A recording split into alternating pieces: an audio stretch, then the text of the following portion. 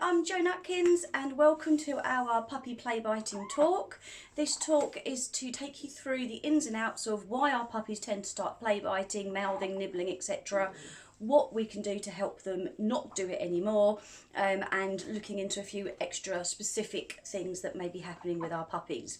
So sit down, get yourself comfortable and have a watch of what we have going on here. If you still need some help, try putting these foundations in place because we need those before we do anything else, and then you can contact us on www.dogtrainingessex-suffolk.co.uk, or you can email us directly at jo@dogtrainingessex-suffolk.co.uk, or have a look at our Facebook page as well. Okay, so enjoy. So if you haven't met me before, I am Jo Nutkins, so I'm going to be fiddling my way through this talk with Merlin, who's lying over there now, and Ripley, who's sitting under the computer very helpfully. Hello, darling.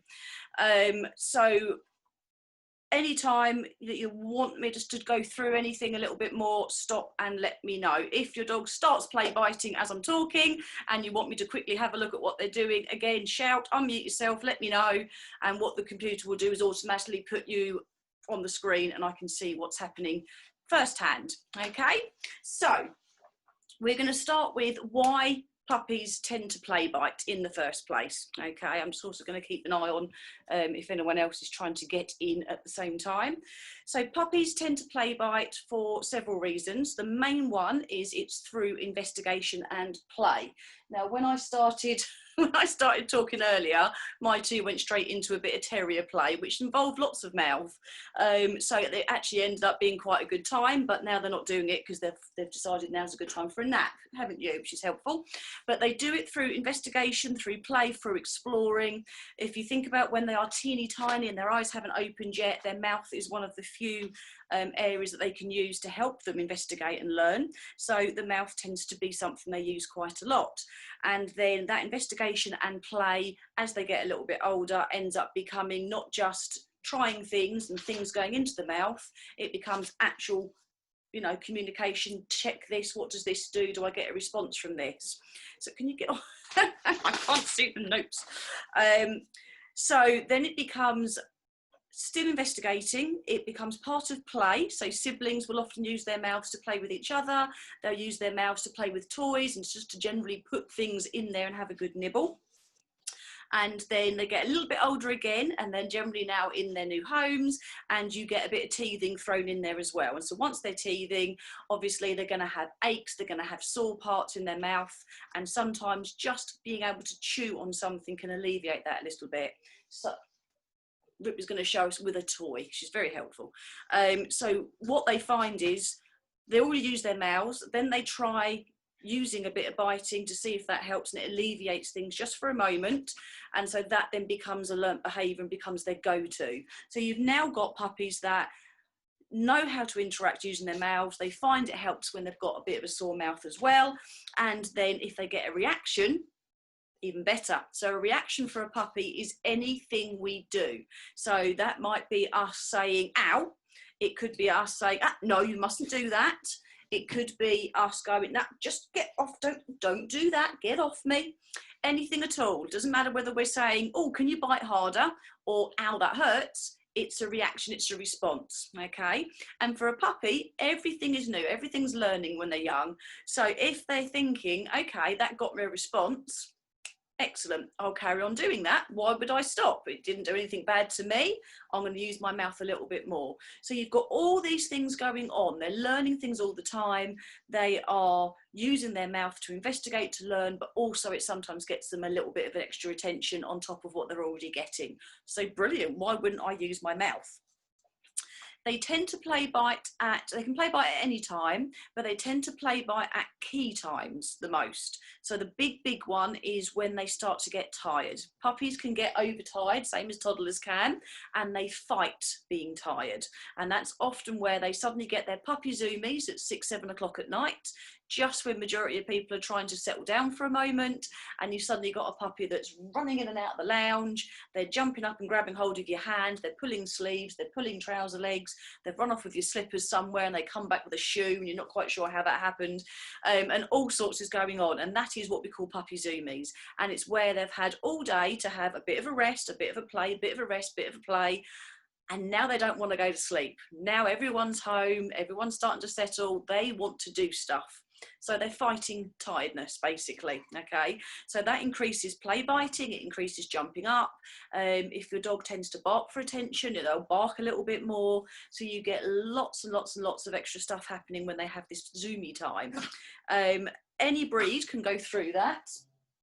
We might get some play in a minute if we're lucky. Any breed can go through it. Some breeds are more likely to play bite than others, and some breeds are less likely to play bite. So you've got some that hardly use their mouths at all, while others actually are bred to use their mouths either for retrieving purposes or for protection work and things like that. Or it might just be that they've got a silly little yap. Thank you, Ripley. So then it doesn't mean we can't teach them not to play bite. It just might mean they need a little bit of extra work. Okay. What we're going to be looking at are lots of foundations, because hopefully being able to show you what I'm talking about might help a little bit more than just having it written or just having it spoken, you know, over a call. The foundations are needed no matter what else is needed afterwards. So for majority of dogs, high percentage of dogs, the foundations we're covering today is all you'll need to help your puppy play biting. Some dogs might need a little bit extra, but you need these foundations anyway. Without these in place, you haven't got anything to build from. So we need all this in place to start with, all right? It might be that you're doing everything you need to do. Everything you're doing is absolutely perfect, but you've got maybe someone else in your house who'd have terriers, someone else in your household that maybe doesn't agree with what you're saying or what you're doing, or you maybe have someone that interacts with your dog because they're the dog walker, or they go to dog daycare or something, and somewhere else there's at least one person that's not quite doing the same methods. You sound awful, you do. So sometimes having them seeing something like this can actually help them to understand, because they might say, well, I don't mind them biting me, I've come with long sleeves, it's fine, but actually they're going to undo all the good work that you're putting in place. Okay, so we do need everyone to be kind of playing the same game and helping, because what happens is you have a puppy then that learns, okay, so I'm not supposed to do this, this is what I do and this is how I get a good response, but this person is letting me do what I used to do. I'm not sure what to do, I'm confused, I'll revert back to what I used to do. And then you've got a puppy that's play biting even more. Hello. For goodness sake, you two are mental. So if everyone's playing along the same ways, it means that puppies can learn. This is what I'm supposed to be doing. There's not really many people that want their dogs to play bite, I shouldn't have thought. As you can see, well, you can't actually, the screen's quite not low enough. If I move it down while I'm talking, here's the entertainment for the evening. You'll see them using their mouths. Now, Merlin is not a puppy, he's 9, or he will be 9 in a week, and Ripley's 2.5. So they're not puppies, but you'll see they still use their mouths in play, in communication. There you go. Yes, you're so vicious, Ripley. So other times that puppies tend to use their mouths and okay, they've gone off screen completely, and play bite and mouth and nibble will be things like during play. So sometimes while we're playing with them, when we've got our toy and we're having a great time, they miss the toy and they get us by mistake. Majority of the time it is by mistake. However, if they get us by mistake and we give them a big response, ow, you mustn't do that, don't you bite me, that's not right. Puppies, they're in play. Yes, we're all joining in. We're in play mode, you know, everything's exciting, the adrenaline's high. All they're going to hear from us is, whoa, look at you playing, it's brilliant, use my arm more. And actually then the play becomes you, toy, and everything else that happens to be in place. I think someone else is trying to come in, admit. There you go. So everything stopped. So sometimes, even though it's an accident, it can then become part of the game because they think, okay, I've got a good response for that, I'll keep going. They can do it during during brushing sometimes. So as you're trying to groom your dog, you're trying to do this, and they end up turning their head round, trying to grab your hand, trying to grab the brush, and generally having a bit of a free-for-all. So that's another big one for a lot of dogs. It might not be that they don't like being brushed. It might just be that they think it's part of the game. They think it's fun because we go, no, don't do that. Stop it, leave it alone, don't do that.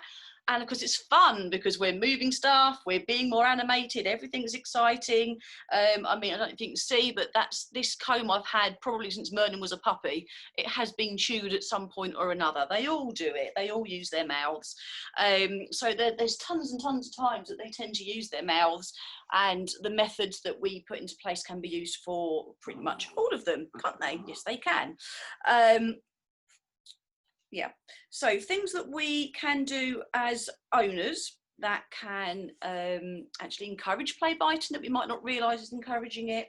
So feedback is the big one. So that is having a conversation with our puppies, and we do it more than we realise. So they start to mouth a little bit because they're a bit tired, and we're giving them a bit of a cuddle and a snuggle, and they have a bit of a mouth, and we go, no, you mustn't, if you do that, you've got one warning and you have to get on the floor after that.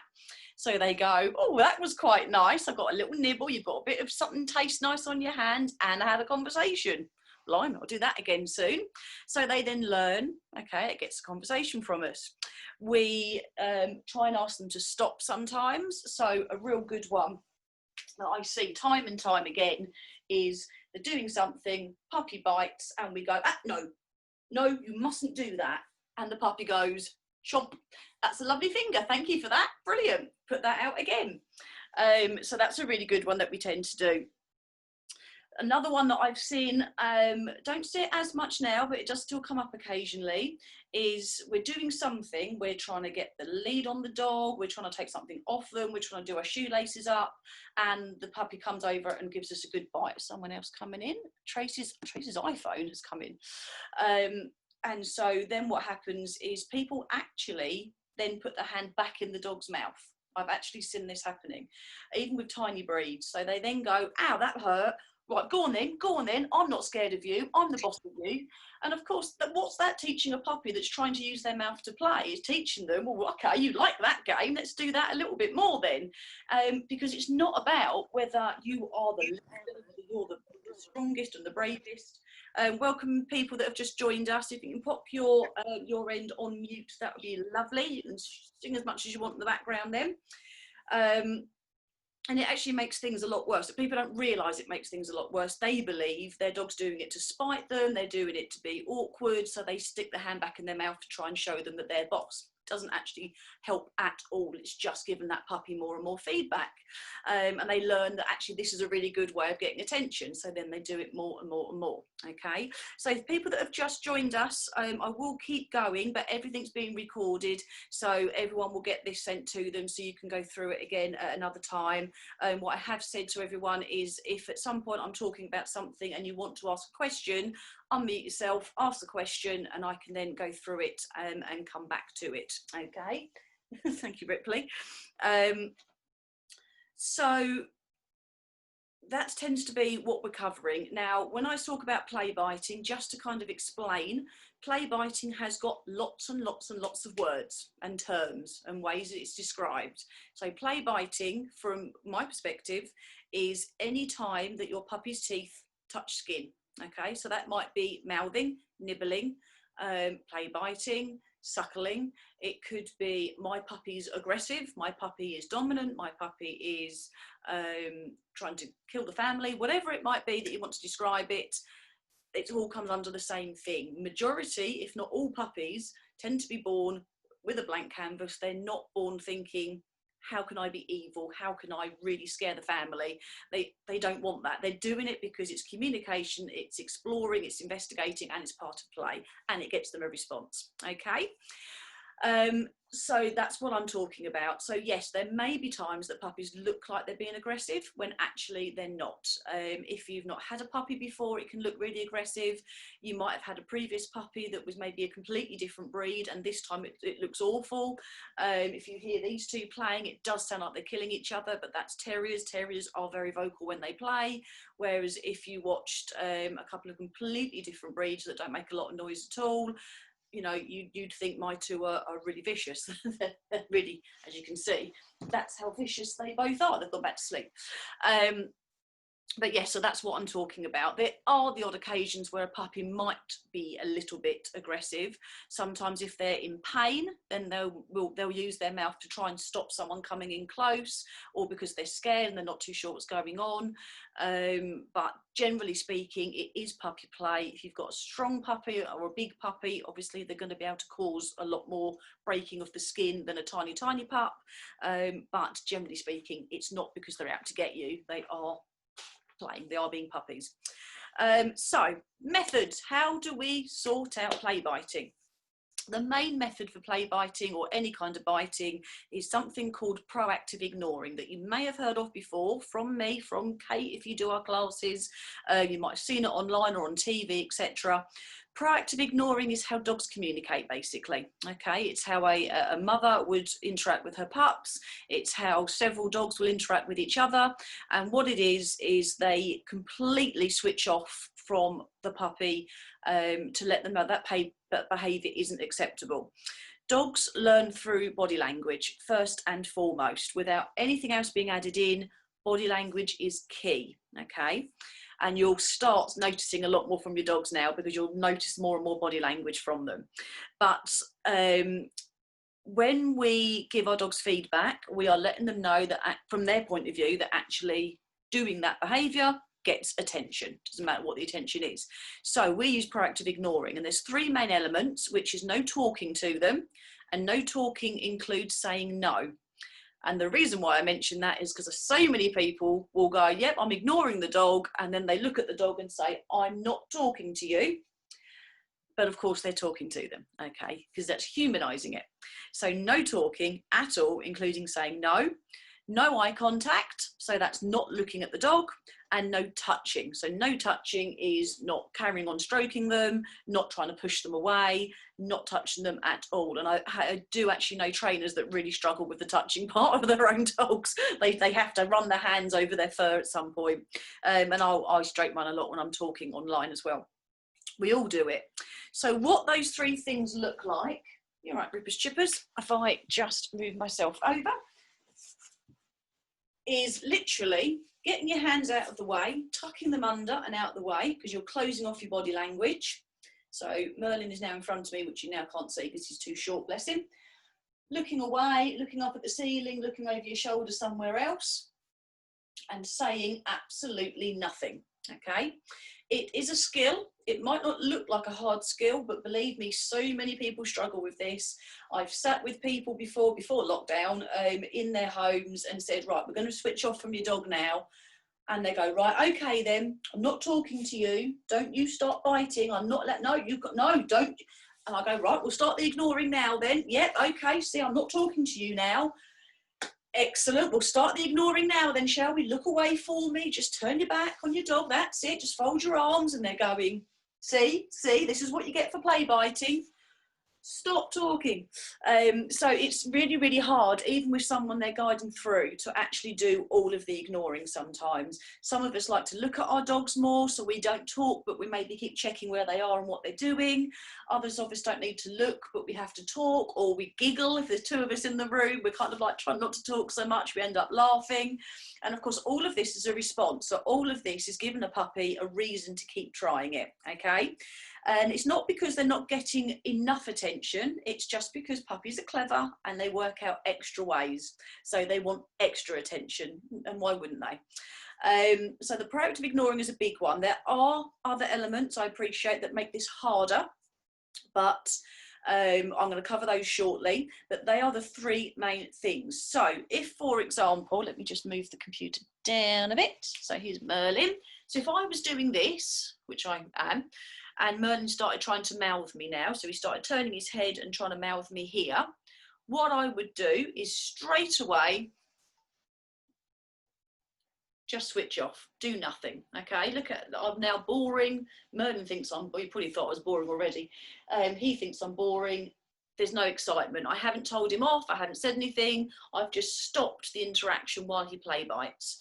He's looked away, which is perfect. That's nice, good boy. So I can go back to stroking, I can talk to him, what a good boy. I can look down at him.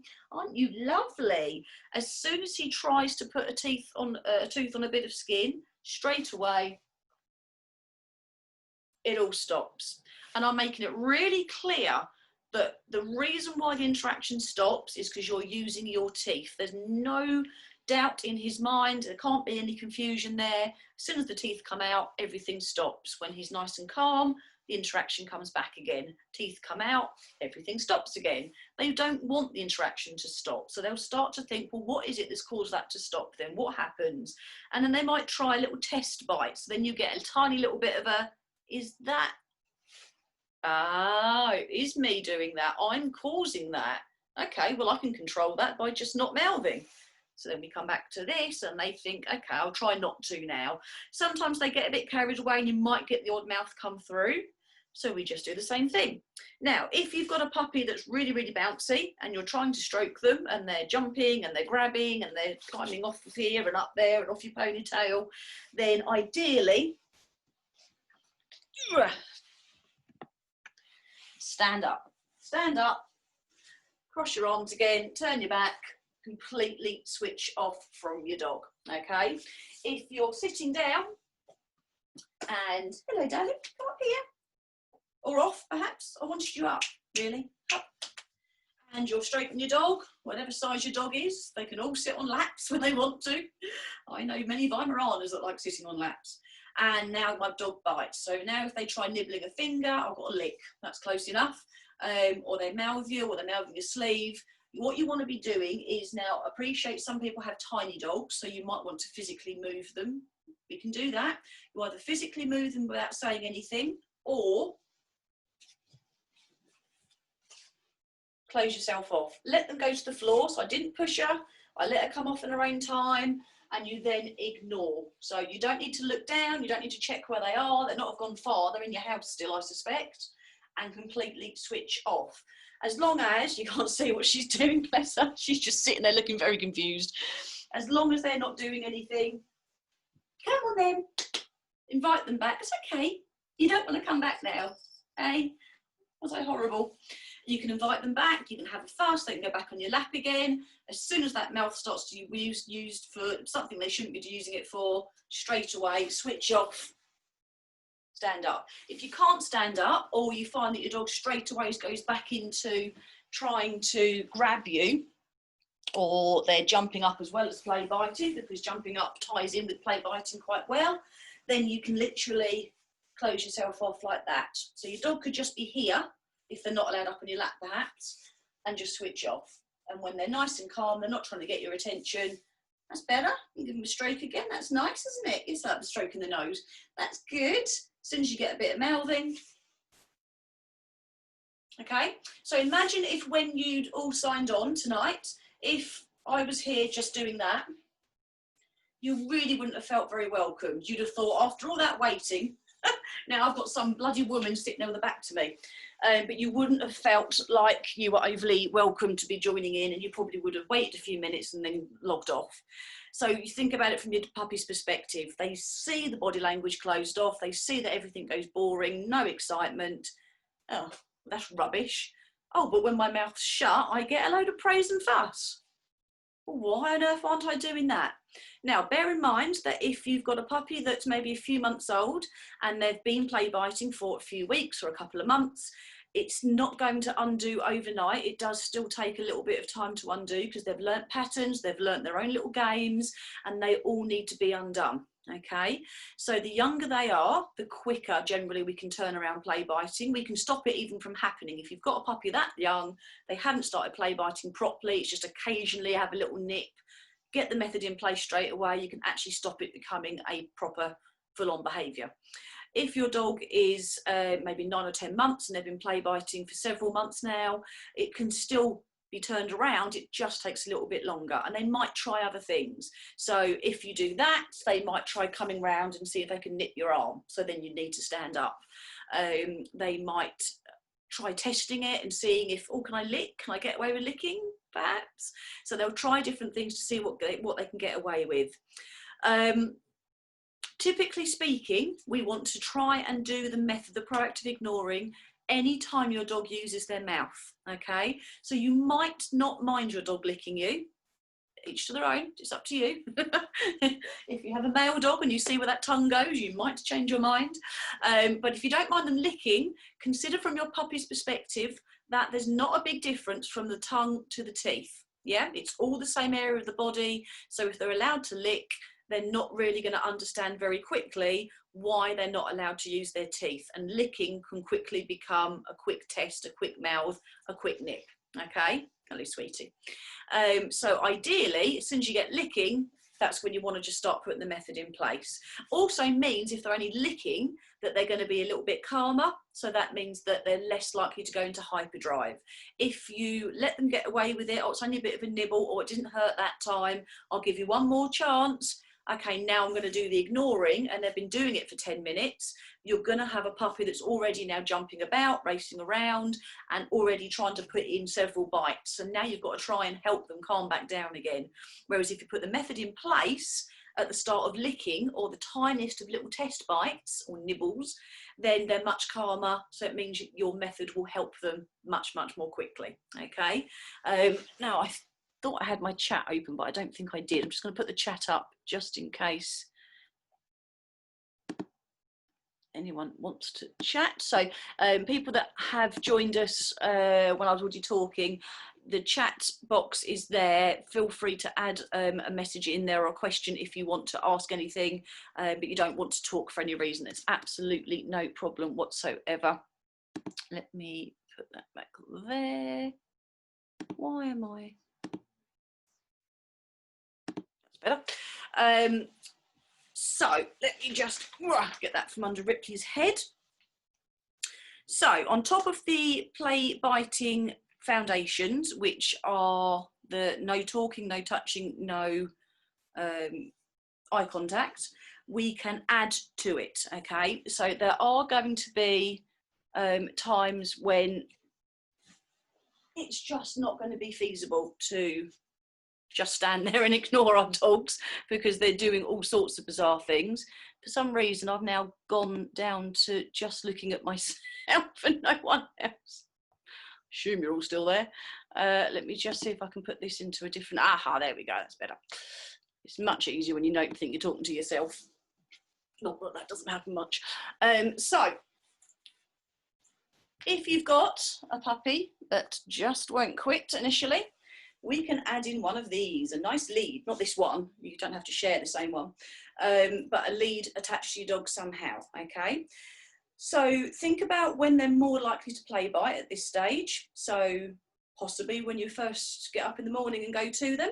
It might be during play, it might be when a member of the family gets home, the zoomies at sort of this sort of time at night. It could be while you're trying to groom them, while you're playing with them yourself, while you're having a little bit of a fuss with them. You know, all the times that they're likely to play bite. Sometimes it's when we're trying to put a harness on them or a collar, that's when they're doing it. But any of the times that seem to be a good time for play biting to start, pop something on your dog, okay? It can be their lead, it could be a really light house line. My leads are quite light anyway. They've got the smallest clasps in the world on them on purpose because they're little dogs. So if they're dragging, mind you, this is about 8 million foot long. So if they are dragging this round, it's not as likely to kind of wrap around your leg and pull you over, and it's not going to bang around so much. But you can get house lines that are really lightweight. It could even just be, you know, string or garden string, something like that. Something you can get hold of, okay? Reason being then, if your dog goes to mouth and you try to ignore, and they say, I don't think so, I'm going to jump and grab this, and oh, this is brilliant fun. Not that that's ever happened with a dog. Then we can use the lead instead. And the way we use it is not to tell the dog off, it's to help them calm back down, okay? Because they don't want to be in this excitable state, they just don't know they're doing it. Exactly. So we hold the lead. I would wrap it up if it is as long as this, and we just hold our dogs out to one side a little bit. Can't even see the clasp, it's so tiny, and hold them out, okay? Don't string them up here. This is just so that you can see, because my hand's here, you can't see what I'm doing. Just hold them out, all right? So all you're doing is preventing them getting at you. You can still ignore. You don't need to look and see what they're doing. They're attached to the lead. They're not doing anything. So just ignore them. If you need to use 2 hands, use 2 hands if you've got a strong pup, and switch off. Don't say anything at all. Don't say, right, well, for that, I'm going to hold you over here, because that's feedback again. Running out of time. Oh, let's upgrade. Thank you very much. Zoom's sending me all sorts of messages. Oh, bugger. Hang on a minute. Hang on a minute. Where's it? Oh, my God.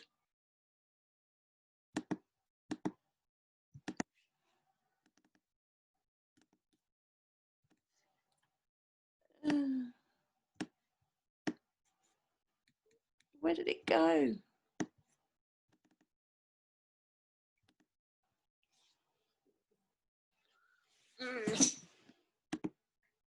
Right, God knows what happened there. I had about 1 million screens here. Right, let's carry on. So what we're then doing is we are stopping them and keep coming back at us. Okay, so we're just holding them out. We're not stringing them up. They need to be able to touch the floor. Otherwise, they might pass out and they might stop play biting, but that's not the method we want. So we're just holding them. What will happen is they might try to get to us. They might try to get the lead, which is why we don't want dangly bits of lead, because that's going to be really fun for an excitable puppy. Get it all out the way, hold them out the way for a moment, and what will happen is they'll think, well, I don't know what's going on here. I can't reach who I want to reach, so I will stop and have a think. And they'll stop, they might sit, they might just stand there, they might have a quick itch, they might look at something else, they might go and grab a toy, but as soon as they're not trying to get to us, we can relax the lead, get on with whatever you were doing. So if you were playing, get back into play. If you were just sitting down and they just approached you, get back to what you were doing there, but carry on with what you were doing beforehand, okay? As soon as they come back to go and mouth you again, hold the lead, switch off, and it's exactly the same idea. So the contrast is, if you use your teeth, all the interaction stops. You can't reach me, you can't carry on tugging on my sleeves or whatever it might be, and I'm going to switch off from you. Nothing's happening. You're not getting told off, but you're also not getting any interaction. Okay, lead's gone nice and loose. They've settled down for a bit. Come on then, that's lovely, what a good dog, and get back into it again. Now, of course, there are going to be times that they suddenly decide to mouth you for no apparent reason. They might not then have a lead on them, so it's then a chance to think, okay, I'll try just ignoring, or if you think actually they're a bit hyped up, I don't think just ignoring is going to work on this occasion, go and grab your lead, pop it on them, hold them to one side. Another way is to utilise baby gates, if you've got baby gates up in the house already, because what you can do is you can go through the gate and just shut it behind you. You haven't got to let your dog leave. Close the gate, do your ignoring, stand by the gate, ignore, ignore, ignore, and then when they're not kind of trying to get through the gate and going, oh, what's going on here, when they've calmed down, they might even move away and go and find something else to do. You can open the gate and come back in again. So you could then put the lead on them if you're thinking, oh, here we go, it's 6:30. Yeah, we're going to get a half an hour of this now. You could then go and pop that on. I've got a question. I have 2 puppies. Do I ignore them both, even though it's just one mouthing and jumping? That's an excellent question. So if it's only one that's mouthing and jumping, then that's the one that I'd be ignoring, okay? So if you're, for example, if you've got them both with you and you're fussing them both and one of them starts to mouth, you ideally then want to try and turn away. You could still talk to that other dog that's being nice and calm. Oh, that's good. That's a really good dog. Yes, it is. And ignore the one that's mouthing. Chances are they're going to keep coming around to try and get your attention. But you might have to actually stop the interaction, but you can still at least maybe give them a little bit of an eye contact, a bit of a smile. Thank you, Merlin. What's the matter? Did you have a dream? Weirdo. And had a bad dream about play biting, possibly. So you can still let the good dog know that they're being good. So now I'm going to just ignore Merlin, but a good girl, Ripley. You're a clever girlie. Yes, you are. So I'm ignoring Merlin for barking because we don't know what you're barking at. But Ripley's a very clever girl. Yes, she is. That's better. Merlin, shut up. So now I'll interact with him as well. Good boy. So you can switch off from one but still interact with the other. Okay, Merlin wants to show us more of that. Interesting. Good girl, aren't you? What a good girl. That's better, Merlin. Good boy. So you can do it that way. Another way is if one of them if they tend to mouth at certain times, especially if you've got more than one person in the house, one person can be with the dog that's not doing the mouthing, someone else be with the dog that does do the mouthing, so they can do the ignoring method, and the other pup is getting some attention from someone else for being a lovely puppy. So there's two ways of doing it. So yes, you ideally only want to switch off from the one that's doing the action, because I also can show the play biting puppy that, well, how come they're still getting spoken to and I'm not? What are they doing differently? Ah, they're not biting, and they will. So they do learn from each other, do learn from observing. So yeah, so that's what I'd be doing is try and ignore the one. You might even just have a lead on one dog and not the other, so that way that one's biting, that one's not. We can hold on to that one. You're such a good dog. Yes, you are. That's better. You're a good dog too. And you can then still do the switching off. Okay, so hopefully that's answered your question for that.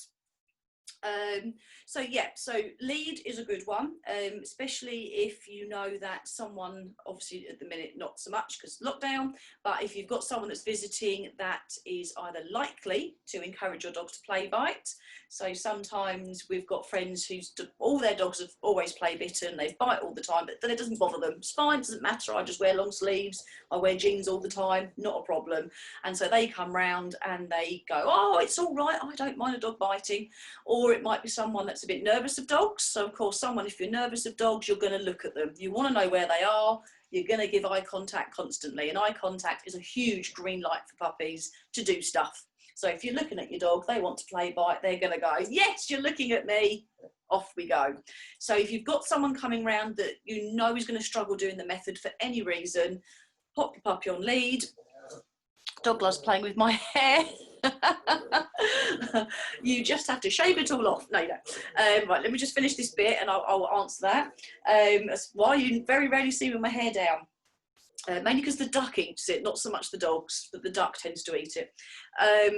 So what you can then do is you open the door, people come in, and you've got your dog automatically attached to a lead, which someone that's nervous of dogs can then relax a little bit because they can see the dog's on lead. And if your puppy then goes to mouth, play bite, whatever it is, whether that person is communicating with them or not doing anything, you can do all the work. So you can say, oh, can you just ignore for a second, move your puppy away a little bit, carry on talking to them, don't look at them, just ignore them for me. We're doing a little bit of work just to help them with the play biting. Puppy's calmer, they can go and say hello again. So if you have someone that's going to struggle for whatever reason, my mum, for example, bless her, is great with my dogs, but she is nervous of dogs in general. So when my two go into this mental play that they do, where they sound like a weirdo, let me just do that, where they're doing this, she'll leave the room and go, oh my god, I don't know what to do here, because they think that's brilliant, so they chase her thinking she's playing, which I know she's not, pretty much. So then I could make sure that these are on lead and make sure they can't reach her, or I could say, right, let's us go out the room, we'll shut a baby gate and leave them in there to play, and that way she's not giving them a green light to try and include them with their insane play anymore. So yeah, so using a lead, that can really help when someone's visiting and help at these peak times when maybe just doing the ignoring isn't quite going to be enough. Right, this is telling me I've got less than a minute. Honestly, technology is great until it's not. Let me just try and work out what on earth is going on with it. It's telling me to upgrade. I don't see anywhere that I can. Anywhere at all. It may stop, which is just what we want. If it does stop, I will, thank you, Merlin. I will find us a new screen and put it in the event page. Oh, there you go, that's what it's doing. I don't want to get a license. It's probably going to cut out. I will quickly grab a new Zoom and start another one as soon as this cuts out, because it wants me to get a license of some sort. Never had this problem before. Right, less than a minute. So playing with my hair, how do I get into let go? It's going to cut itself out. I will put a new link in the event page so we can all join in again, and I will answer that question on hair and move us on. Do you want to ask anything while we're waiting? No, that's really good though. Very interesting about, yeah.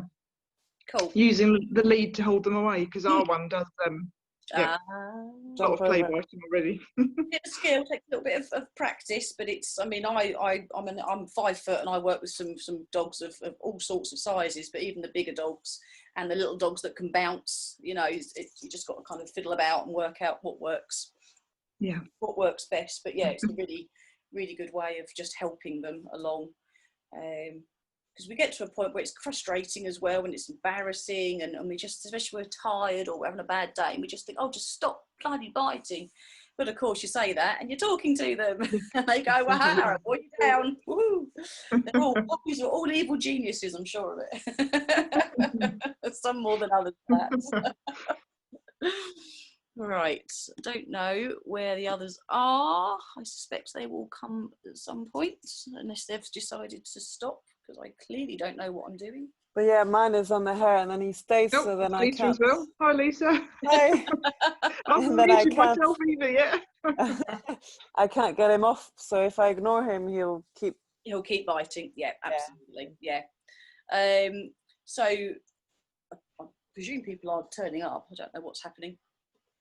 So when it's anything that they can grab hold of, like, it just looks like I'm drowning.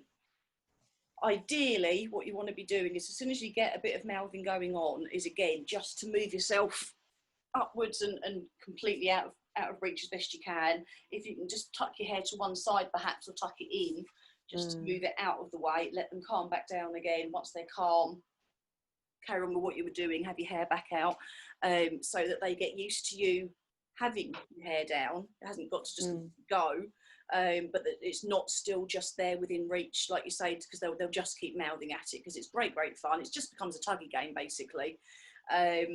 So it's why mine ends up in a ponytail, but dogs can still reach ponytails, so that doesn't always stop them.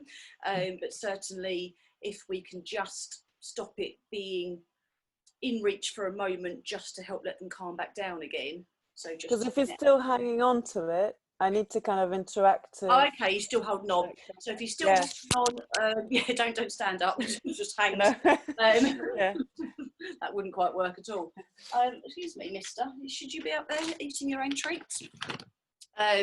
So I would try an interruption, and an interruption again depends on the dog really. So it might be grabbing something and squeaking. It might be making a bit of a noise. It might be saying something. So some people teach their dogs walkies, which I don't, as you can tell. So they go, oh my God, that's really good. It could be saying something specific. So often when I talk to people on computer and say hello, mine think I'm talking to my husband getting home from work in a different room, and they'll run out to go and greet him, and he's not here. They just haven't understood what I'm doing. So try and find something that literally, even if it's just for a split second, is an interrupter. Okay, so if they're noise sensitive, then making a louder noise can work, or making kind of with something on a hard surface can make them go, oh, what was that? And then once that happens, we can literally then find them something else to play with. Oh, what's this? This is good. This is for you. Yes, it is. Get in there with your bit of play. And then once they're finished doing that and they're switched off, get back to what you're doing, put the ignoring in place so they play bite again. If he goes to grab your hair, you can just move it to one side. That's better. Look, you can play with me. Look, I'll find you something different to play with. Look at this. This is great fun. And give them something else. Ideally, you don't want to be, while he's hanging off your hair, you don't want to be going, oh, what's this toy here? Look at what this toy is. Come on then, play with me instead. Because they quickly learn that if you're doing something else and you're busy, are you eating? See, my Batman Christmas tree decoration, brilliant. Probably should put it on the tree, shouldn't I? They quickly learn that if they want your attention because you're doing something, that actually if I grab your hair and pull that, or grab a sleeve or whatever it might be, then you're going to pick up a toy and we're going to have a game straight away. Ideally, we want to make a noise or do something that makes them let go first for a split second, and then that gives us a chance to give them something else to put their mouth on, but they're getting it while they're not attached to you, if that makes sense. So the reward comes for not having their mouth on something rather than having it when their mouth is on something, because they associate things so quickly, and they'll learn that that's what I want. But if I want that toy, I want you to play, I'll come and sit by you and see what happens. Maybe I'll bring the toy for you, because the hair thing just doesn't work anymore, and they'll come out of that pattern because it's just not doing anything. There's no point doing it. I'll try something different. So then you can show him what you do want him to do. Do you want him to bring you a toy? Do you want him to come and sit next to you for a moment? Or, you know, whatever it might be. So if mine want to play, they literally will pick something up. Ripley picks something up and chucks it, and it normally lands somewhere near us, and then she stands there going, where's it gone? So then I'll come and play. If I'm in the middle of something, then I'll tend to kind of go, okay, well, in a minute, you can have this for a moment, and I'll play in a minute. And then I'll finish what I'm doing, and then we'll get up and have some play. Won't we? Yes, we will. And they've learned that when I'm on the computer, I'm busy, and that's not a time for them to do something. But apparently it is today, Ripley, isn't it? Because I'm on the computer. But yeah, so interrupt. Find what works for your dog. So if I want to interrupt mine, because I generally talk quite quietly with the dogs, not when I'm teaching, I'm quite loud when I teach, but when I'm talking to the dogs, I'm quite quiet on purpose, so that if they were to do something I didn't want them to do, I can literally go, oi! And they go, oh, what do we do? And they stop, because they're not used to the noise. But I mean, it might be you're in a busy street, you know, there's lots going on all the time. So then it might be that a sharper noise isn't going to work. So then it's got to be something kind of and they go, oh, what was that? That's better. Right, come on then, come here. Oh, we've got this to play with. Yes, we have. Brilliant, well done. So just changing it around. But say, try different noises, try doing different things to see what works. It could be a bit of a noise. It might be, oh, what's this in here? Oh, let go of that. What have you got? Nothing. Let's find a toy. So yeah, so trying a few different things, but interruption, and then give him something to actually put his mouth on instead. It might be that he wants to play with a tuggy toy. I literally have no tuggy toys. I've got so many toys, but not one of them is a tuggy one, because my dogs don't particularly like them. But grabbing something, oh, this might be good. So I might be inclined to get something that's a bit stringy, bouncy. Boing. Yeah, is that fun? And that would mimic the sort of action that he wants. Hello! Hello, we're back. We're just talking about hair and pulling. I don't know what's happening your end, but you're upside down and forward and backwards. But no, you're fine, we're fine. So I have been recording, so everything I've just been saying is recorded, so you haven't missed it as such. Right, let me just try and find my chat box and put that back. Oh, God. Honestly. Seems to be able to press about 800 buttons at once somehow. There you go. Does that answer your question on the hair? Excellent. Anything that I've covered today, by the way, whether you've asked a question or it's just something I've covered, if you've gone away and tried it and think, actually, I can't do it like that because my setup doesn't work for that, my dog doesn't do this right, I've got 800 other dogs, so I can't do it, whatever it might be, pop me a message through and I'll help you go, because there's always ways to tweak things, okay? There's always ways to help people individually, all right? Sometimes you don't know until you actually try the method to see if it works or not. So yeah, so then we, where are we? We're ignoring, we've done that. So similar to the hair thing, when we have a puppy that is hanging off our clothing, so they're either grabbing the slippers, they're trying to pull the socks, they're grabbing hold of trouser legs, things like that. Generally speaking, no, she's alive. She's come back. Oh.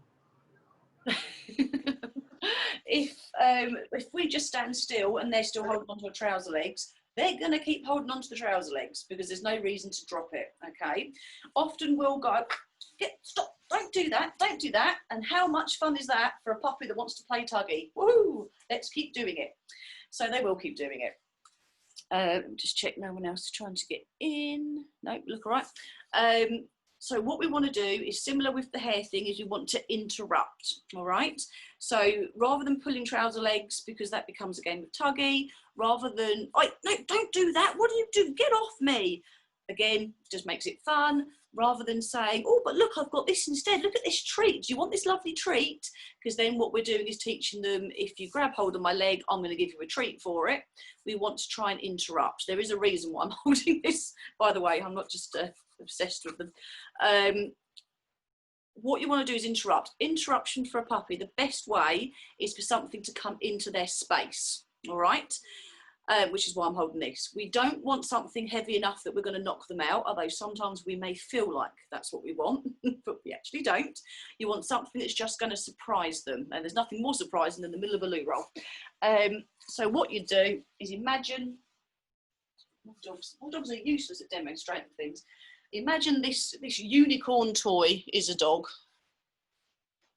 Actually looks like he's trying to hump more than anything else, but he's now play biting. The first thing I'll do is I'll have my loo roll in my hand, and I'm just going to bring it down like that. And then what he does, he'll go, oh, what was that? And the moment he goes, oh, what was that? That's when I can then go, oh, what have I got here? Look at this. Woo, what's this then? And we go straight into a, poor Ripley thinks I've gone mental. We go straight into a game. We give them a chew. We give them something else to play with because they're obviously in the mood for playing. Good girl, aren't you?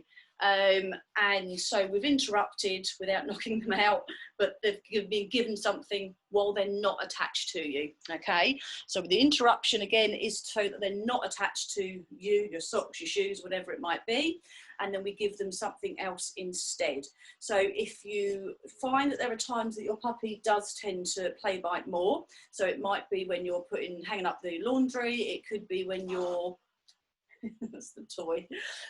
Like me, a big one for me, if I had a puppy at the minute, I suspect is every day when I go and let the ducks and chickens out and come back, I cross to the far end of the garden. That's a long way for a puppy to get momentum up as they're trotting along behind. And that, I imagine, would be a great... the toy's bigger than her. A great time for a puppy to try and hold on to my ankles. So if I know I'm going out, if I know that's a chance when it's going to happen, I will take something with me. I'll take a toy with me. I will take something that I can drop and be ready for it because I'm expecting it to happen. Okay. Bean bags are really good. So the little kids' bean bags, Tesco's do like a pack of 4 sometimes. They're quite nice because they just fall. They're not heavy, but they make a little bit of noise at the same time. And if they want to pick that up and play with it, they can, because we then come along with a new toy and say, but we've got this instead. Woohoo, this is brilliant fun. Or something tissue rolled up, you know, just something that's not going to hurt them but is going to land somewhere near, because you can guarantee if you try and drop it next to them as it drops, that will be as they move their head, and then it will bop them in the head. And we don't really want you to be going to the vets to say, oh, my dog's got a big cut in their head. Well, why is that? Oh, well, I dropped a can of drink on them. Although again, it might stop them play biting, but maybe not the way we want them to. So when it's trousers and legs and things like that, it is harder because they kind of do it when we're least expecting it sometimes. It's not always because they're having the puppy zoomies or we've just got home. It could literally just be that they're doing nothing, we stand up and go to walk out the room, and they suddenly dive on us. So we haven't always got something with us. If we haven't got something with us, again, this is kind of trial and error. It depends on the dog. If they're noise sensitive, if they are really young, then this can work better than a dog that's older, an older puppy that's really confident. But you could try stamping the floor with your other foot, so not the one that they've got hold of, you're going to kick them, but the other foot, if you give that a good stomp on the floor, that can sometimes again be enough for them to go, what the heck happened there? I don't know, but look at this brilliant chicken toy, woo, and give them that instead. Yeah. It might be that you can use, again, a good strong clap of the hand. It could be that you're next to a door or a wall, that you can just give that a couple of bangs. Ideally, you want the flat of your hand to give a bang, because then you're likely to get a dog going, oh, someone's at the door now as well, and then they're more excitable. So flat of the hand can be better, but certainly trying something else, and something that might make a noise. If you're outside on grass, stamping's not really going to do a lot. So if you're outside, you might just need to start taking something for a week or two, just to prepare yourself. If you think that's what your dog's going to do, then prepare your dog for doing it. Expect them to do it, basically, and arm yourself with stuff. Oh yes, and the big one for all puppies, but especially when they're younger, you're right, is to give them time out, okay, which isn't always easy because they don't believe they need it. The majority of pups that are play biting, it's because they are overtired. Like, I've just been given another screen for some reason. I don't know what my computer's doing. They're overtired and they're fighting it. So giving them a little bit of time out. It's not punishment. It's not telling them off. what on earth's going on? Sorry, my screen keeps giving me new things and it's put me off, obviously, because I can't see what I'm looking at. They want to fight it. They think that whatever this feeling is, they feel that they've got to do more for it, and they're trying to be more energetic, and that's making them more tired, and then they get all tantrumy. So giving them a little bit of time out that isn't punishment helps them get into a routine. It helps them learn that this feeling of fatigue is fatigue, not anything else. And it helps them to get out that habit of play biting as well. So how you give them time out depends on your setup, depends on the size of your dog, what you've got, what you're doing at the time. So I'm in my lounge currently. This is where I do a majority of the office work. Unless I'm having a bad day, then I sit in bed in my pyjamas. So I tend to have in this corner here a puppy pen made up. I've got big individual sections, wire panels that link together. So we make a nice big rectangle corner. We put a nice cozy bed in one end for them. Then there's normally, I get toddler toys for puppies, to be honest, because they're brilliant ones you can get. So Ripley had a play mat that had 2 nice padded arches in it that had all sorts of kids things hanging down, toys and mirrors and God knows what else. So she had that in there to play with, a little obstacle course. We had toys in there. She had a water bowl that was actually attached to the wire thing so she couldn't play with it. And that was where she went. And so as soon as she got a bit excitable, I could literally, she was tiny, I literally could just put her in like that. There you go. But you could chuck something in, a toy or a treat. You could go in there so they follow you and then you come out again. Shut the door and I'd just sit near her just to keep an eye on what she was doing, and she could go and entertain herself. She could go in, she could shake something if she was having a bit of a tantrum, she could have a quick drink, she could check out the place, have a roll around, and then she'd just pass out, literally. No play biting at all because she's somewhere else. And she was getting used to that routine. So at the same time every day that she'd do that, she'd go indoors, and it only took her a few days, and she'd literally get to that time of day, go to the door, crate door. If it wasn't open, she'd stand there and look at me, and I'd open it, she'd go and go to sleep. So she's got into a routine. Okay, it doesn't have to be an actual pen, it's just that's my preference. It can be using a crate if they're crate trained. It could be just literally putting them behind a baby gate, but giving them somewhere that they can literally just switch off. So having like a cozy bed that they can go on to. It might be that you put in some sort of interactive toy, so something where you can put a few little bits of food in, or it's empty, darling, treats and bits and pieces in. And let them play with it. You know, it's just something to give them something to focus on, because they'll go in otherwise and they'll just start chewing everything, because that's what they think they've got to do. You can give them chewy toys in there. You can give them a normal toy and literally put it in the fridge during the day, and when they get to that stage, whatever time of day it is, you can get the toy out of the fridge and put it in with them, because if there is teething happening, nice bit of cold toy on the gums, that really helps to soothe them. So you can get toys specifically for that, but anything can go in the fridge and be cooled pretty much. You don't need specialist stuff. You can get them nice chews that they can be chewing on. Again, because if it's teething, not just tiredness, they're still going to need a way of alleviating the soreness of the mouth. You can get gels and things that can go on the gums, but if you've already got a puppy that's play biting, the last thing you want to do is stick your finger in their mouth normally. So you might not get a chance. Just for your own good, let me put my finger in. So sometimes give them something else, they can sort themselves out. But giving them that bit of routine. So if you're finding it certain times of the day, if you're finding it's after someone's got home from work or school, or someone does a night shift, they're coming in the morning, could be when you get home from being out, any of those times, if they're really, really excitable, then you're finding that tends to be when they're play biting the most. That's a good time. Before it even gets to that stage, pop them away. You'll see when they're getting tired, because they change completely. They turn from happy dog to this is amazing, and pop them in and just let them have time out. And they literally will get to the point of recognising, okay, when I feel like this, actually I want to go and have a nap, and they'll start taking themselves off and go and have a nap, and that gets them right out of that pattern. But of course, initially, you're not always going to have a puppy pen with you if you're in a different room, so having the other methods obviously is going to be helpful as well.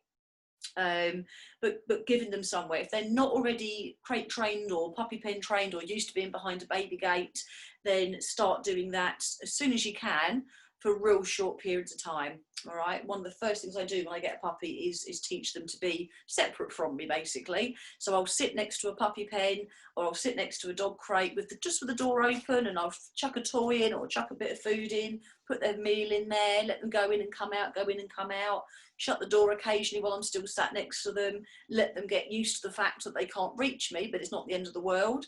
If they're getting a little bit tired, so honestly, these bloody dogs, they've not even done anything yet. They've not even done their training for today. This is my terriers. If they're doing that, then I might take the opportunity to just go, right, come on, let's pop you in here, pop them in the crate, pop them in the puppy pen, and they'll fall asleep. Most puppies, once they've slept somewhere, like a crate or a puppy pen, will feel actually it's quite comfortable and I'm quite safe here, and they'll be more comfortable in there. All right. If you try and stick them in, they've never been in a crate before and they are literally running around the house, and you're trying to shove them in, they're gonna go, I don't know what's going on here, and you're gonna get a puppy barking and trying to get out and doing all sorts of stuff. So practice when they're calm to use it when they're not calm. Yeah. But it's not a punishment at all. It literally is just to help them get into a routine of you are tired. You just don't believe that you're tired at the moment.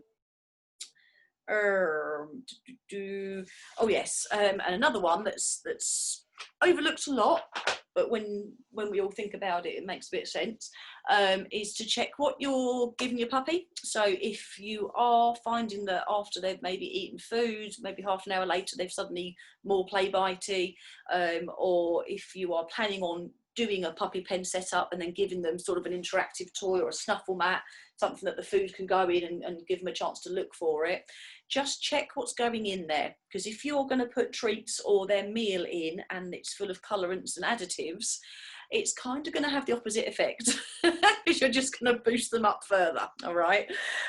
So there's so many different things out there, treats and bits and pieces. What have I got here?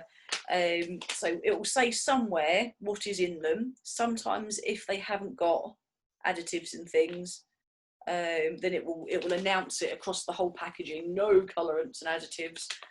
This one doesn't seem to have anything in it. This is just air, this packet, which is great. But if it says something on there that says EC permitted colorants and additives, they are EC permitted, but they're also there. Yeah, so it still means it contains additives and colorants. So there's a chance. Some puppies are fine with them, but majority it gives them extra protein. It's like giving children E numbers, same sort of thing. So just check that that's not happening, because that can be a really easy way of solving play biting. Ripley's now doing the empty toy. It's empty, Wally. Really, really easily. Same with their meals. Check what meals they're getting, or any extras if they get like a dental stick or something. Just check what's being given, because it can be easy just to change to something that hasn't got those bits and pieces in. And I mean, I've worked with terriers typically that have been causing literally just bleeding down arms because they're so hyperactive, and we've just put in place the proactive ignoring and completely changed the food that they're on, because they were on the main cause of issues with colorants, which I won't say what it is, but it does begin with a B, and stop the food 2 weeks later, no problem, absolutely fine. You may know which one I'm talking about. It's full of the bloody things. But of course it smells nice for the dogs because it's sprayed on fat. And that's literally all we had to do. We just put a little bit in place, and then once all that food was out their system, calm as anything, no hyped up at all. So that can play quite a big role as well. So if I didn't mention that, then that might be a big gap somewhere that needs to be sort of filled. Oh, hello. Should I separate the two pups for time out? Another good question.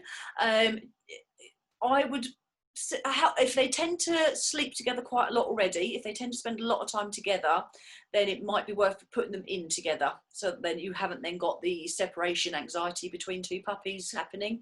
If they tend to sleep in separate beds and do quite a lot separately, then you might want to put the one that's doing the play biting in on their own for a bit of time out, and if the other puppy wants to go in, they can go in. They might not want to. It depends on how they generally are. If they're really close, if they're always together non-stop, then it might be better to put them in together, because they'll still have a chance to settle down and rest. Play fighting gets intense. That's fair enough. Is that at the same time that they're play biting? So you get the play biting, and then you get the all bits and pieces going. I can't see because I've just got a picture of Tracy's iPhone, so I can't see if you're nodding or not. So let me just kneel up a little bit. So if they are play fighting isn't generally a big problem, but of course if they're using their mouths a lot, then they are practice biting. Yes, thank you. And they are practice biting, so then that can be practiced onto people as well when you're playing, when it's a similar looking circumstance. So it might be worth putting the one that's play biting in for time out, forget the words, time out for a moment, but let the other puppy be close by yourself, literally sit next to them. So if I turn this a little bit, so Merlin, if you imagine Merlin is in a pen, oh sorry sweet, it was Pete Ripley. If you imagine Merlin is now in his time out, sulking of course, I could literally just be here, there'd be a crate or something in the way here, come on then monkey, and I could just sit here with Ripley, open up, no one can see you, too small. And I'd have her here so she could literally settle down next to, but there is actually something in the way to stop them doing the play biting. And then once the play biting dog has settled right down, if the non-play biting dog wants to go in and they're indicating want to go in, you could open the door and let them go in and let them sleep it off. If they don't want to go in, they don't have to. It's actually really good, especially if they're litter mates. It's really good for them to have a little bit of time apart, to be fair, because they get a chance to bond with you better. And it just means that if there's ever a time that one of them needs to be secluded because they need to go to the vets, it might be they need to be separate because they've hurt themselves, they need time out for a bit. It just means it's not a shock to the system. They're able to cope a lot better. So if you do have siblings, it can actually be a really good idea to have them separate sometimes. So I'd be tempted, if they're doing the play fighting as well, put the play biting one in the crate or the pen or whatever it is, but put yourself and the other puppy nearby so that you haven't got the separation issue with it as well. And then once that one play biting one, once they've settled, if the other one wants to, so like you can see here, Ripley is not bothered about going to lay with Merlin. She really couldn't care less at this moment, but they do snuggle up together at other times. So right now I wouldn't bother moving her. I'd just leave her where she is for a bit. But if she was trying to get in, sometimes they paw it and they clearly want to get in there, then I'd let her go in if she wanted to. If they then started play fighting again, it was getting out of hand, you can still separate them. Yeah. So play fighting itself, these two play fight every day at some point or another. They normally involve me somehow, don't you? They're climbing, which is absolutely fine. But if it was getting to the point where it was, actual really hard, absolute locking the jaws, and it was getting too far out of hand, then I definitely would stop it. But I let them do, there's a lot of the mouth actually misses a lot of the time. So that's the sort of thing that I'm absolutely fine accepting, because they're missing each other, which means they're not practicing putting teeth on skin, basically. I'm just going to have a quick swig of my very healthy drink. This is why I'm hyperactive. Good old iron brew. Does that answer your question, Tracy? I'll give you something to start with at some point. I shall keep an eye on it. It does. It was easier to turn the microphone. That's right. Yeah, it does. It's just that when they're separated, they go at one another, if you know what I mean. Like, so I've got the pen set up. If one's in the pen and the other one's on the other side trying to get them to calm down, they'll then go at either side of the pen like nutters. Oh, I see. Okay. So you might then need to put the play biting one in the pen, and the one that isn't, maybe pop him or her on a lead, and just give them a chance to just be slightly away, give them something else to do, show them a toy, do something different completely, and give them a chance to actually get used to not being together. And I'd possibly even do that when they're not in play mode. So just when they're chilling out, doing whatever they're doing, you could feed them separately. So they've just got that bit of wall in the way, bit of wire in the way, and just do bits and pieces so they get used to being separate as well. So it's not just when they're all hyped up and they're going, I need to get to you now. They're just used to it. It's just something that happens. Okay, the baby gate's shut, crate shut, whatever it might be. That's normal. That's not just when I'm like this. That happens all the time, and just get them used to being separate a little bit. And that, okay, great. But for everyone, that would be any. There's not just siblings. That's if you've got more than one dog or other animals in the house that like to play together. So it might be a cat and a dog. It's good for them to have chance to be apart as well. Same as it is with us. Chance for us to be apart from them occasionally. It helps them to understand it's not a weird situation. You can't be with someone else 24/7. It sometimes happens. So yeah, does that help, Tracy? No, that does. Yeah. Let me know. Keep me posted. Put me a message through at some point. Let me know how that's going, because we can adjust that if need be and make it work. Yeah, because they're not litter mates. They're from two separate litters. So because we thought of the litter mate syndrome thing. But both puppies. Sorry. But both puppies. Yeah, they're literally they're a week apart from one another. Right. At two different litters. Sure. Yeah. So so they've not got the same kind of bond as litter mates would have, but they'll have a close bond, I imagine. So we treat them like litter mates to a degree, and give them a bit of chance to be separate. Okay, lovely. Thank you. That's all right. Meeting will end in 10 minutes. Right, I'm not touching anything. Right, so that means that we've got the last 10 minutes to go. I have said what I wanted to say. I've got through all of this stuff because I talk quick. So does anyone have any questions, anything they want to check, anything they want me just to go over again that I might have said far too quickly earlier on? At all, do feel free to unmute yourselves or to write something in the chat if you prefer. Otherwise, we'll sit here for 10 minutes in silence. If not, I'll get Ripley to do so. I'll go and get the duck. I'll go and get Echo out. She can entertain us. I've got a question. Yes. Yes. We've got you'll probably be able to hear her in a minute. But we've got obviously puppy and a cat. We thought the cat might run off, but he hasn't. He's stuck around. But she's very vocal towards him. It started off being vocal, Sure. and then she goes up to him, and the cat tries to bat her away. But he hasn't used his claws. He just held his paw up, and she backed off. But it's just how to. Would you use the lead method with that?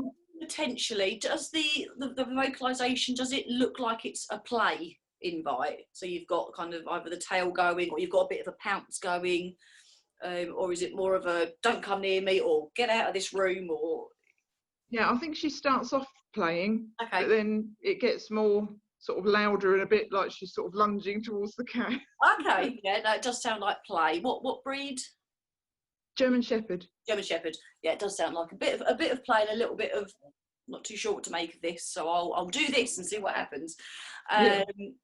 So your cat obviously isn't bothered particularly. That's why claws haven't come out yet. Assuming your cat has got an escape area they can get to that. Yes. You can't get. Yeah, we've got stair gates so he can jump out the way. So that's all good. So what I'd be tempted to do is maybe have your puppy on lead to do some other bits and pieces. So it might be getting a toy, seeing if they want to do it at play, bit of retrieve, bit of other bits and pieces while the cat is somewhere around. It could be doing some, if they've tricks and training and other bits and pieces that they've learned with food or with a toy, or giving them something to play with, snuffle around with, so that the cat comes in and thinks they're not paying as much attention as normal. This is a little bit weird. So they don't maybe interact quite as much, because there's a chance that they are winding your puppy up. And actually causing the initial barking or noises, and then it escalates from there. And at the same time, then you can be teaching your puppy, yes, the cat is here, but you don't have to go over and see them. So focus on me, let's do something together, or sit down and have a little stroke. That's nice. Or grooming if they like grooming, whatever it might be. But try and do it so there's a little bit of distance across the room. Obviously, your cat, if they want to come close, they're going to come close. But certainly if they've just come through from over the baby gate, or if they've come in and they're doing something in the corner over there somewhere, give yourself a bit of space, because that will help your puppy to not get as excited. And we'll just check remaining 6 minutes, we're fine. and give her a chance to do other things. So she'll be aware of the cat, even if she's not looking. She'll be able to smell her, she'll hear her, she'll know she's there. And it's what we tend to do with majority of distractions, is to help the puppies to learn that yes, there's a distraction there, but it doesn't mean you have to go over to it. So that she'll start going, oh, the cat's here, Mum, what are we doing? Oh, good girl, you come and see me, let's do something else. And then it just gets boring after a while. It's not exciting anymore. It sounds like it's an invite to play, and then she doesn't know what to do with her because the cat's not playing properly. So then it becomes, I'll do this and see if I get a response. It's a response thing again. What can I do? So yeah, give her something else to do instead. So it's obviously quite exciting. Doesn't mean you have to play like a cat. If you want, but give her something else, and she'll start to say, oh, the cat's here, but actually I do stuff with Mum now, it's much more fun. And then the cat will stop inviting her to do whatever's happening, because there'll be eye contact at some point, there'll be a little bit of a, you're right, and the dog will go, oh, I am actually. So then that will slow right down as well, and that should help that smooth out a bit. So yeah, give us something else to do, but it hasn't got to be the same thing every time. Something that she enjoys, but yeah, popping on a lead just to stop her going over there, and get her out of that pattern. And then that means that that will also help her when she's playing with dogs, when she's out and about and things like that as well. She'll learn that she doesn't have to go and visit everything. That actually sometimes I'll stay with Mum because it might not be safe to do so until Mum tells me it's fine. So that can actually help with that as well. Lovely, thank you. That give you something to work on. Yeah, lovely, thank you. Excellent stuff. Any other questions? No.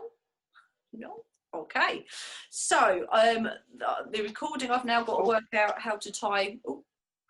Oh no, I was just going. It was just a quick question with regard to. I have an older dog. Okay. Who is refusing to accept the new puppies? You got any quick, well, not quick, but something that I could do? I mean, initially he was frightened of them. Bless him. Okay. And at the moment, it's a case of I've got gates everywhere. Sure. So the puppies go out for the toilet, they come in, the gate gets shut, then he has to go round the other way, and then he gets let out in the It's like a maze of gates. Yes. Yeah, it's a bit like my house when Ripley's in season. I totally know what you mean. I'm not quite sure what to do with him now, because I'd like him obviously to get on with. Because my other dog gets on fine with the pups, whereas he won't. No. So with the older dog, what's the older dog's name? Simba. So it's just easier than giving ages and things. So for Simba, he needs to feel real helpful. Thank you. He needs to feel that his role in the family hasn't changed just because these puppies have come along, and that he is still able to do all the stuff he normally does, and that he hasn't got to worry about what these other puppies are doing. The puppies need to understand that actually they can't just interrupt his routine, if you see what I mean. So praising him while they're doing stuff, moving them out of the way if they're harassing him, if they're playing together but they get too close to him, just, oh, you two go over there for a minute. So it's just kind of backing him up a little bit, if that makes sense. So it's less about teaching him and more about teaching the puppies that actually they need to recognise that he's not the same as them. He is older, he might want a bit more space, he might be uncomfortable if he's got any if he's got any muscular issues or anything. What are you doing, you lunatic? So often it's teaching the puppies to give a bit of space, to not be annoying, not pester. The thing is, he won't even come into the same room as them. Okay. At all. If they come towards the gate, he will growl like mad, and he'll move away. Okay. Is he all right with other dogs? Sorry, is he all right with other dogs normally? He's unfortunately, long story short, he's been attacked about 6 or 7 times. Okay. So we've got there's certain dogs he's fine with, but any new dogs, he's not having a bar of it. Sure, yeah, especially if they're unpredictable like a puppy. Yes, it's showing me as long as they don't come near him. If they come up to the gate and don't touch him or paw at him, he'll stand there quite happily. Okay. As soon as they go to paw him or stick their nose through or whatever, then he will growl. Okay, it's going to cut out at some point. It's saying Okay, so what I will do is I'll film this and add it onto the recording for you, if that makes sense. Which I'll send out to everyone. But have you? Will he come into the room if the puppies are in their puppy pen? Yes.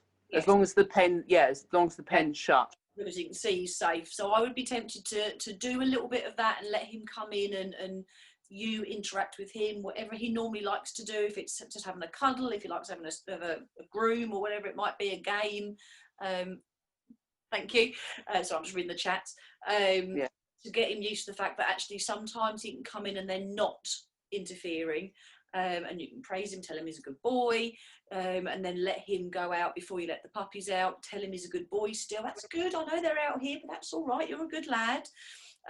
You could have the puppies on lead occasionally, and that's move them out the way. And then you can come in. I've got them here, and actually engage the pups. So get them to do something. Get them to play with you with a toy. Get them to do a little bit of teach them something easy with a treat. If they teach paw or something like that, so they can be doing something with you, so he can see they're not focused on him. You could also, if you've got more than one person in the house, you could have one person having one dog, one have the other, and so he can actually come and investigate one at a time if he wants to. And he'll see they're on lead and he can get away again. So it's just reassuring him that you're there to help support him, and that you're keeping an eye on the pups and teaching the pups that actually you don't need to interfere. Basically, you've got each other. Leave. So my Zoom talk, my time ran out before we could finish. So I was talking about having two puppies in the same household, both young at the same time, and working on them if one's play biting, and also if the pair of them are play fighting quite roughly. So it's just to finish up on that so that everyone has the information, including the lady who asked. So with just to sort of wrap up what I've already said about having your dogs back, because we had an older dog as well in the house. So just making sure that the puppies can have some time where they're away, maybe in their pen together, and your older dog can come in and see that they're away and they can still spend time with you and come and relax and do what they normally would do. If they like a particular bed in that room, they can still use it and things like that. You can also have times where the pups are maybe on lead, so that the older dog can see that and can come in and see that actually they can't get to him. Hello. Here's Madden and Ripley again. And you could also have maybe just one puppy and the other one either in the puppy pen or someone else takes them off, so that you've got one on lead and then your older dog can see that they can come in, they can maybe have a little sniff around, interact with just one at a time and kind of get feeling for it. You can then be interacting with your older dog and with the puppy as well, so maybe a little bit of play or do some very basic training exercises, things like a watch or a touch or a give paw or whatever it is they might know, and that will help give your older dog a little bit of confidence that they're still very much a big part of the family, that these puppies haven't come in to push him out the way, that you're supporting him in every way that you can, and that you're looking out for his best interest as well. There are times when they'll go away and he can come in and just have quality time with you, because obviously there's a lot of big changes. Puppies come into the home. It doesn't have to be an old dog that doesn't like a new puppy coming in. Certainly Merlin behind me didn't particularly like Ripley coming in, and he would have been 6 at the time, and it was exactly the same with Cassie when Taylor came in, and with Taylor when Merlin came in. None of them liked the new puppy coming in because it took away my time from them to focus on the puppy. Bear me 1 second. Are you both okay? You're messing around. Just checking one wasn't choking or something, but no, they're playing. So it's making sure that the older dog has got a little bit of one-to-one time as well. So we've kind of gone off track of play biting a little bit to cover that, but I just wanted to make sure, because it does tie in a little bit there. But it's teaching the puppies that, when another dog's there, they don't need to go in and dive in and do their rough play, because it's not fair on the other dog, and not every other dog likes it. So they need to be able to listen to you, and doing that is to have them separate sometimes, and have them on lead, and teaching them to do other things while there is that other dog present. All right. So if you have got multiple dogs, just to summarise that, multiple dogs, if one is play biting and the other one isn't, it's the play biting pup that's the one you ignore, and you can just then kind of cast your eyes to the one that isn't play biting. We've got zoomies now. To the one that isn't play biting, and just let them know it's a good dog. Yes, you are. Woo. Hello, Rips. Okay, so I will just mention it's 11:15 at night, and Ripley currently has zoomies, as mentioned earlier. You are crazy, animal. Hello. So yeah, so just giving a bit of time out or a bit of switching off to the dog that's play biting, but you can still let the other one know they're a good dog and they're doing a good job. When the one that was play biting is calm again, then by all means go back to talking to both of them, playing with both of them, whatever you were doing. If the one that's play biting is doing it quite badly, then pop that one in a puppy pen and just be nearby, like literally right outside it with the other pups, so you haven't got separation issues. But I would spend time away from when you're getting the play biting times, so when they're nice and calm, just having one in the puppy pen and one out, maybe while they're playing or eating or something like that, just to get them used to being a little bit separate, because that will also help not to escalate things. So then if you've got two pups and they are play fighting, and they're play fighting to the point where they are literally grabbing hold of skin, they're grabbing hold of the neck, they're grabbing hold of each other's mouths and actually locking, then that might be taking play a little bit too far. And of course, if they're practicing on each other, they are more likely to practice on people as well, because that'd be a part of their play. So these guys like to kind of push on each other when they play, and that's how they play with me as well. So if I get on the floor with them to have a good wrestle, they'll push on me the way they do with each other. So I have no doubt that if I let them do lots and lots and lots of grabbing and biting, that would then transfer onto me as well. So if you're having problems with play biting with your puppy and you've got more than one, or you've got a puppy and another dog and they are quite full on with their play biting when they play, you might want to try curbing that down as well a little bit. And so ways that you can cut that down is to kind of watch what they're doing. They'll get to a point where you know it's going to escalate after you've watched them a bit, so you can then interrupt things, you can give them something else to do, you can chuck a couple of toys their way, you can give an interactive toy each just to get the attention off, so they start learning that when they start feeling they get to a certain level of energy, things are probably going to slow down, so we might as well stay at this level and then we get to play for longer. And if you're finding that is when they are getting overtired, as we keep talking about, then again you might just need to have them on lead so they're near each other but not playing too roughly. You might need one in the puppy pen and one out of it, just to help them realise that they're tired and that they need that little bit of a nap. So just checking through the notes that I had made. Yep, that's everything in there. So there you go. There is loads of information there on puppy play biting, and play biting for all age dogs really. So have a good watch through it all, make notes, and if there was anything that you would have liked, if you missed the talk and there's anything you wanted to ask, by all means you can message me to check in. And there's a couple of people that I know I'm going to be making contact with who couldn't make this talk that I specifically wanted to come to the talk, so I'm sending the recording to you guys as well, and we will have our own separate session at some point to go through some of the bigger issues that you're working with. Okay, so thank you very much for listening.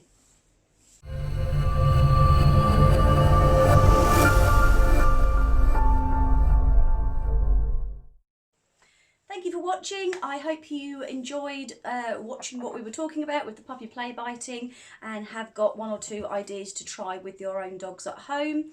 The same ideas do apply for older dogs, not just puppies, but sometimes with older dogs play biting can be for other reasons as well as the ones we've covered for puppies.